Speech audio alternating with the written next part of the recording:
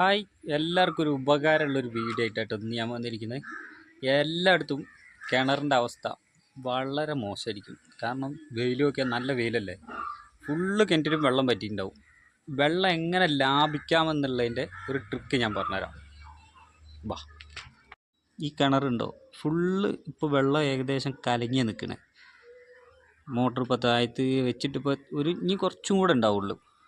ഈ വെള്ളത്തിന് എങ്ങനെ അഡ്ജസ്റ്റ് ചെയ്യാമെന്നുള്ളൂ, വെള്ളം കൺട്രോൾ ചെയ്യാൻ നമുക്ക് തന്നെ കഴിയും, പക്ഷെ നമ്മൾ ശ്രദ്ധിക്കുന്നില്ല എന്നുള്ളൂ. ചെറിയൊരു ട്രിക്കുള്ളൂ, ആരെ ശ്രദ്ധയിൽപ്പെടാത്തൊരു സംഗതിയാണ്. അത് ഞാൻ കാട്ടി തരുന്നത്. എന്താണ് വാൾവ് ഉണ്ടോ? ഈ വാൾവ് എല്ലാ വീട്ടിലും കറക്റ്റ് സ്ട്രൈറ്റ് ആയിരിക്കും. വെള്ളം നല്ല ഫോഴ്സിലായിരിക്കും വെള്ളം വന്നുകൊണ്ടിരിക്കുക. അപ്പോൾ എന്ത് ചെയ്യണം എന്ന് വെച്ചാൽ, നമ്മളിപ്പോൾ തന്നെ വെള്ളം ഏകദേശം കിണറ്റിലൊക്കെ കമ്മിയായിരിക്കും.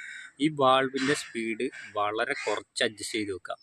ചിലപ്പോൾ നമുക്ക് പുറത്ത് ഉപയോഗിക്കുന്ന പൈപ്പിൽ ചിലപ്പോൾ വെള്ളം വന്നില്ല എന്നും വരും. കാരണം ഇതാ ഇവിടെ ഒരു പൈപ്പ് ഉണ്ടോ, ഈ പൈപ്പിൽ ചിലപ്പോൾ ഉള്ളിൽ ഉപയോഗിക്കുമ്പോൾ വെള്ളം വരില്ല. പക്ഷെ നമ്മൾ ഇവിടെ രണ്ട് സൈഡും ഒരേ ടൈം വർക്ക് ചെയ്യില്ല.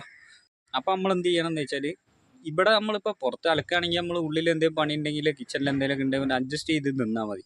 അല്ലാതെ വെള്ളത്തിന് ഒരു മാർഗ്ഗമില്ല കേട്ടോ.